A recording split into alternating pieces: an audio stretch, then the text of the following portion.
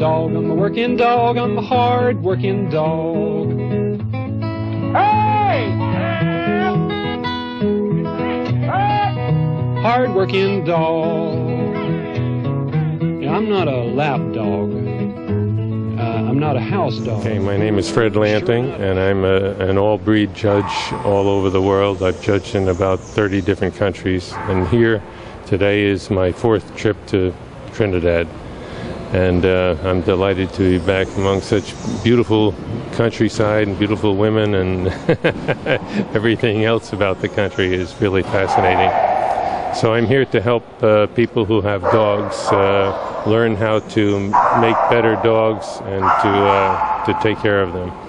Great. So what's this particular competition about? Because it seems to be really focused on pits. Even though I did see some other breeds around. Well, you can't tell it by looking at me, but it's a beauty contest. And what we're really doing is trying to pick the dogs that have the most qualities that are representative of the breed that they are in. Okay, brilliant. You've been here, and I'm sure, I don't know how long you've been here on this trip, but... Just a couple of days. Just a couple of days. There's been a controversy raging about this act that the government are planning to bring in on the 1st of August, the Dangerous Dog Act, and we were talking about it before, the ways which it's breed specific and all the rest of it. We have issues because we haven't had any legislation before to do with dogs. This is our first attempt. So we've had issues, we've had stories in the media of people being mauled by dogs, even mauled to death. Yes.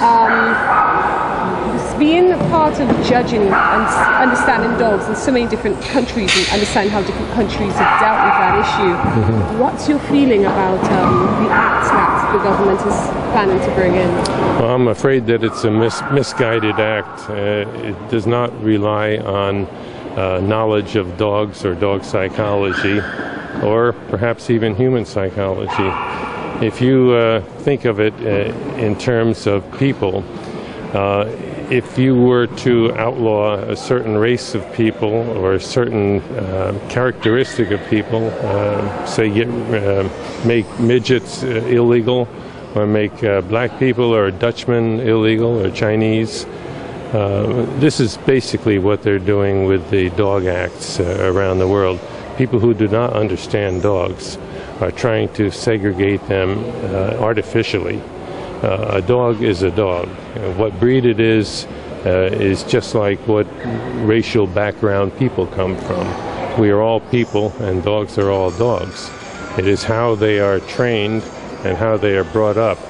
Or let's put it this way, how there is a lack of training. That is the big problem with people who do not train their dogs to adjust to civilization, to society. And there's also the problem of not training people to deal with dogs. There's a lot of people who do not know how to approach a strange dog. And they should be taught as children how to approach a dog that they don't know and find out if the dog is friendly enough, if it is at ease with them, because you don't want to frighten a dog. The dog's only recourse to being frightened is to back away, hide in a corner, or to bite to get away from something that endangers it.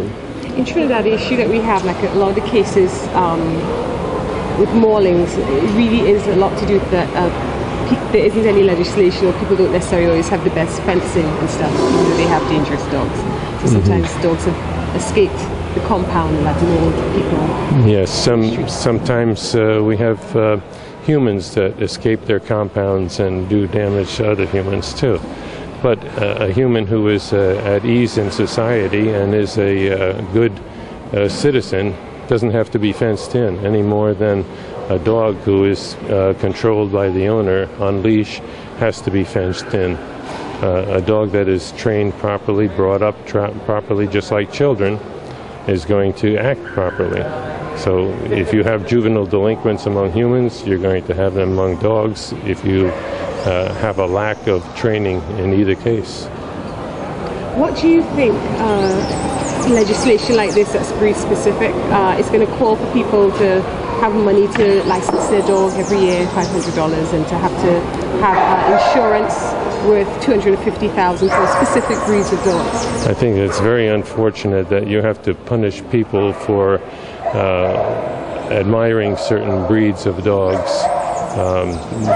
If the dog is not a criminal, why criminalize the ownership of that dog?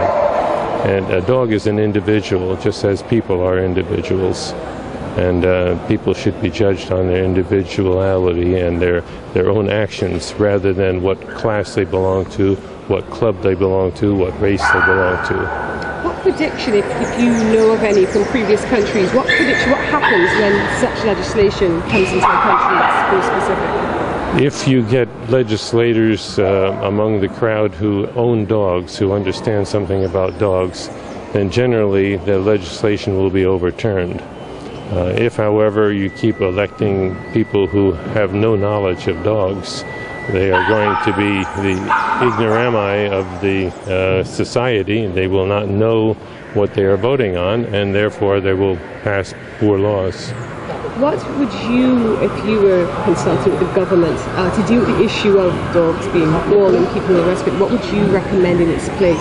I would recommend education of the people who own dogs that have gotten into trouble.